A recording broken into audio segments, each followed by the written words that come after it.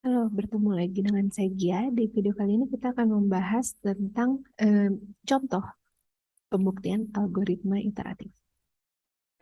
Oke, untuk contoh pertama kita akan bahas algoritma dari penentuan bilangan Fibonacci. Misalkan di sini saya punya suatu algoritma FibN, di mana FibN ini diklaim akan mereturn nilai Fibonacci ke N. Nah, saya ingin membuktikan bahwa memang benar FibN itu akan mereturn Fibonacci ke N.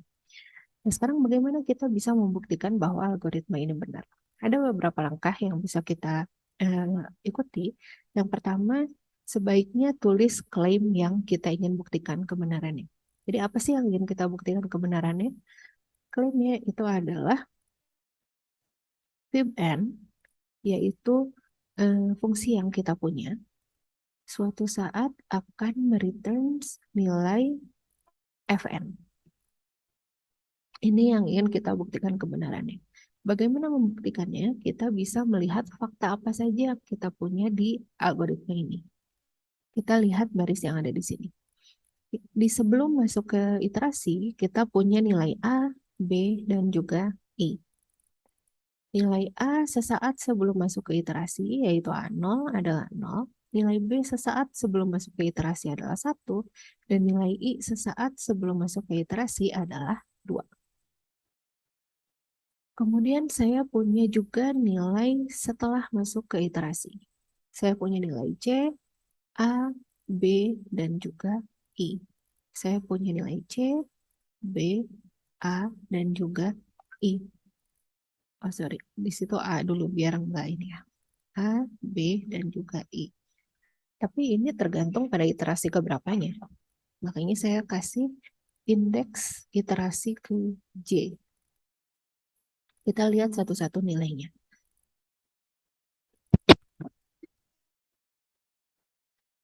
Untuk nilai CJ, nilai C pada iterasi ke J. Kita lihat komennya. C pada saat iterasi ke J itu adalah penjumlahan nilai A dan B. A dan B kapan? A dan B sebelum masuk ke iterasi ini. Artinya A dan B yang kita dapatkan pada akhir iterasi sebelumnya. Oleh karena itu yang kita tambahkan itu adalah A pada iterasi sebelumnya ditambah dengan B pada iterasi sebelumnya.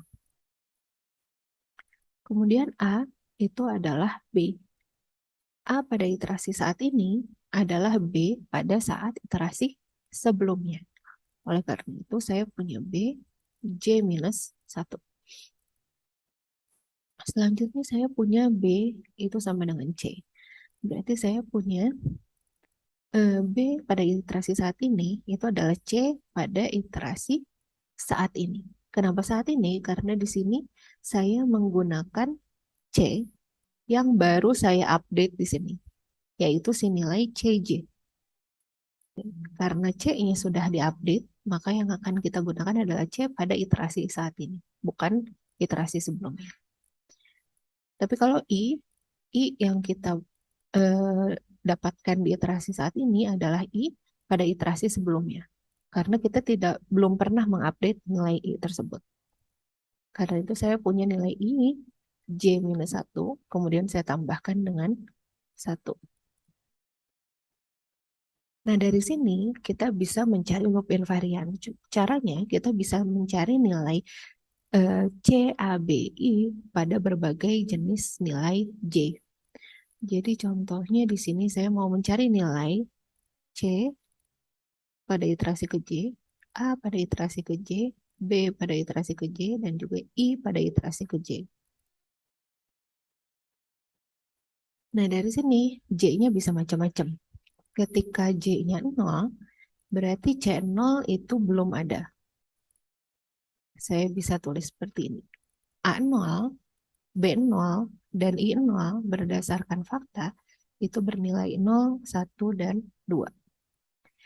Kemudian kita lihat kalau J1 seperti apa. Berarti saya akan mencari nilai C1. C1 berdasarkan fakta yang saya punya adalah A0 ditambah B0. Di mana A0 dan B0 itu adalah 0 dan 1. Sehingga saya punya 1 untuk C1. Kemudian A1 itu adalah B0. Dan B0 itu adalah 1. Sehingga saya punya 1 di sini. Selanjutnya B1 berdasarkan fakta itu adalah C1. Dan C1 itu adalah 1. Dan I1 berdasarkan fakta itu adalah I0 ditambah 1, di mana I0 itu adalah 2. Sehingga saya punya 3 di sini. Kemudian kita cari untuk C sama dengan 2. Dengan cara yang sama, saya dapatkan C2 sama dengan A1 tambah B1 dari sini. Dan ini adalah 1 ditambah 1 dari sini. Sehingga saya punya 2. Kemudian A2, saya punya B1. Dan B1 adalah 1. Kemudian B2 itu berdasarkan fakta adalah C2, di mana C2 adalah 2. Dan I2 berdasarkan fakta, dia adalah I1 tambah 1, dan I1 adalah 3. Sehingga saya punya 4. Dan ini kita coba lakukan terus, suatu saat kita akan mendapatkan nilai seperti ini. Kalian bisa coba sendiri, saya akan dapatkan nilai seperti ini. 5, 3, 5, 6, dan seterusnya. Nah, apa maksud dari nilai ini? Itu yang kita ingin simpulkan menjadi loop invariant. Bagaimana kalau saya punya nilai J itu adalah K? Nah, kita ingin menghubungkannya tapi dengan apa yang ingin kita klaim, yaitu Fib-n eventually akan returns Fn, di mana yang di return oleh Fib-n itu adalah nilai B. Apa hubungan antara B dengan Fn? Itu yang akan menjadi pertanyaan yang perlu kita jawab di loop invariant. Caranya, karena kita ingin berbicara tentang Fn, kita bisa cek nilai F0, F1, F2, F3, F4, dan seterusnya. Fibonacci ke-0 adalah 0, Fibonacci ke-1 adalah 1, Fibonacci ke-2 itu penjumlahan mereka, Fibonacci selanjutnya itu adalah 2, adalah 2, dan Fibonacci-nya ini adalah 3 dan seterusnya. Kalau saya tambah Fibonacci ke-5, ini akan jadi 5 dan seterusnya. Nah, dari sini kemudian B0 itu adalah 1, B1 adalah 1, 2, 3, 5. Kita cek apa hubungannya dengan Fibonacci. Ini sama persis ya. Sehingga di sini kita punya F1, F2, F3, F4, F5, dan seterusnya. Sehingga kalau kita lihat polanya, B0 itu adalah F1, B2 itu B1 itu adalah F2, B2 itu F3, B3 F4, B4 F5, sehingga kalau saya punya BK, kemungkinan kita akan punya FK plus 1. Sehingga saya punya FK plus 1 di sini. Untuk ini pun sama, di sini saya punya F0, F1, F2, F3, F4, sehingga kalau saya punya FK, kemungkinan saya akan punya saya punya K, kemungkinan saya akan punya FK. Sehingga saya punya FK di sini. Di sini pun sama, ketika saya punya C, ini kan sebenarnya nilainya sama aja dengan B ya. Berarti kemungkinan saya akan punya FK plus 1 juga sebenarnya di sini. Untuk I0 itu adalah 2, I1 itu adalah 3, I2 itu adalah 4, I3 itu 5, I4 itu 6. Kemungkinan kalau saya punya K, saya akan punya K plus 2. Nah, inilah yang kita ambil sebagai loop invariant. Sehingga loop invariantnya yang kita punya itu adalah Untuk misalnya saya gunakan K, untuk K lebih besar atau sama dengan 0, saya klaim AK itu adalah FK, PK itu adalah FK plus 1, kemudian eh, IK itu adalah K plus 2. Ini yang saya punya di sini. Kenapa C-nya nggak masuk? Bisa aja saya tambahkan CK di sini adalah FK plus 1, tapi sebenarnya kan ini sama aja, sesuatu yang sama. Dan lagi kalau saya kasih CK, berarti K-nya nggak bisa dimulai dari 0 karena nilainya nggak ada. Jadi saya cuma bisa mulai dari 1. Well, nggak masalah, cuman di sini saya lebih prefer tidak menuliskannya agar saya bisa mulai dari yang lebih rendah. Oke, itu untuk loop invariannya. Tapi ini kan baru kita lihat dari pola ya. Makanya saya ingin membuktikannya dulu. Untuk membuktikannya, kita lihat base case-nya dulu. Untuk base case, kita lihat untuk K sama dengan 0. Lihat batas bawah yang kita punya. Untuk K sama dengan 0, berarti saya punya A0. Dan A0 itu adalah 0 berdasarkan fakta yang saya punya di sini. Dan dan 0 itu memang merupakan Fibonacci ke 0, yaitu si FK-nya sendiri, karena kita punya K-nya itu adalah 0. Dan ini memang sesuai dengan apa yang kita ingin buktikan benar. Selanjutnya, BK. Berarti kita berbicara tentang B0 dan berdasarkan fakta dia nilainya adalah 1, di mana 1 itu benar merupakan Fibonacci ke 1. Ini jelas merupakan FK plus 1. Kalau K-nya 0, sesuai dengan apa yang ingin kita buktikan. Selanjutnya I, itu adalah I0. Kalau K-nya 0, dan dia berdasarkan fakta adalah 2, dan jelas 2 bisa kita tulis sebagai 0 plus 2, yaitu K plus 2 kalau K-nya 0, sehingga ini sudah memang terbukti untuk K sama dengan 0. Selanjutnya kita buat hipotesis induksi, yaitu untuk sembarang J lebih besar atau sama dengan 0, kita misalkan benar. Apa saja yang kita misalkan benar? AJ, BJ, dan juga IJ. Jadi semua yang kita punya di sini yang ingin kita buktikan, kita asumsikan benar untuk suatu J yang minimalnya 0.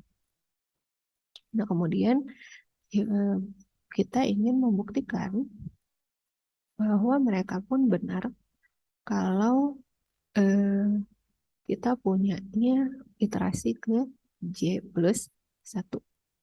Nah, buktinya AJ plus 1 kita coba yang pertama dulu. Dari fakta yang kita punya, A itu adalah B pada iterasi sebelumnya. Sehingga ini akan sama dengan BJ, dan BJ dari hipotesis induksi itu adalah FJ plus 1. Sudah sesuai dengan apa yang ingin kita buktikan. Selanjutnya, BJ plus 1 dari fakta yang kita punya, dia sama dengan CJ plus 1. Dan CJ plus 1 berdasarkan fakta juga, dia adalah AJ ditambah BJ. Dan ini dari hipotesis induksi adalah FJ ditambah FJ plus 1. Balik lagi ke definisi Fibonacci. Fibonacci kedua itu penjumlahan 0 dan 1. Fibonacci ke 0 dan 1 kalau kita jumlahkan kita dapat Fibonacci kedua. F1 tambah F2 menjadi F3. F2 tambah F3 menjadi F4. Berarti kalau misalnya saya punya Fj dan Fj plus 1 dijumlahkan, saya akan mempunyai Fj plus 2. Ini memang sudah sesuai dengan apa yang ingin kita buktikan ya. Jadi sudah selesai. Sekarang kita ingin buktikan yang terakhir IJ plus 1. Dari fakta yang kita punya, dia akan menjadi IJ ditambah 1. Dan IJ berdasarkan fakta yang kita punya adalah J plus 2. kita masih perlu menambahkan 1 dari sini. Sehingga kita punya J plus 3 sesuai dengan apa yang ingin kita buktikan kebenarannya. Sampai sini berarti yang bisa kita simpulkan adalah loop invarian yang kita punya itu adalah benar. Kita belum masuk ke pembuktian kebenaran algoritmanya. Kita akan masuk ke situ. Untuk membuktikan kebenaran algoritmanya, kita bisa lihat base case-nya dulu. Kapan kondisi atau apakah ada kondisi di mana kita tidak perlu masuk ke sini? Kita lihat syarat masuknya itu adalah I lebih kecil atau sama dengan N. Di mana I-nya itu dimulai dari 2. Berarti kalau N-nya itu 1 ataupun 0, kita tidak akan masuk ke sini. Berarti untuk N sama dengan 0 dan juga N sama dengan 1, kita perlu cek apa sih yang di-return oleh algoritmanya. Untuk N sama dengan 0, fib N itu akan return apa? Di sini kita punya dia akan return nilai 0. Dan ini memang jelas merupakan Fibonacci ke 0. Untuk N sama dengan 1, berarti kita akan masuk ke else, tapi dia akan return nilai B, yaitu 1. Kita tidak akan masuk ke loopnya. Sehingga nilai fib N yang di return itu adalah nilai B ini, yaitu 1. Dan ini memang jelas merupakan bilangan Fibonacci ke 1. Oke, nah kemudian kita cek kalau misalnya saya punya N-nya itu lebih besar dari 1. Berarti kita akan masuk ke loop. Kita akan masuk ke loop. Dan kita perlu argumen kalau loopnya akan berhenti. Dia pasti akan terminate karena kita cek apa yang terjadi. Di sini loop akan bergantung pada nilai I. Dan nilai I akan terus bertambah. Karena nilai I terus bertambah,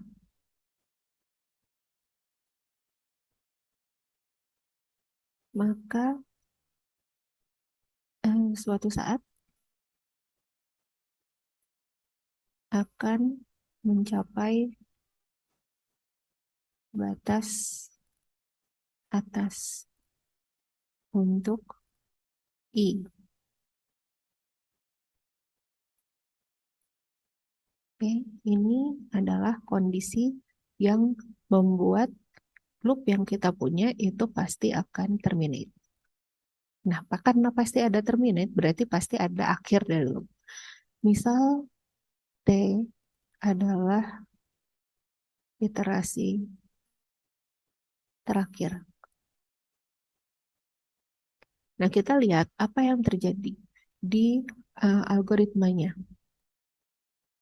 Oke, di sini kita lihat apa yang terjadi di algoritmanya. Maaf, saya rilis dulu.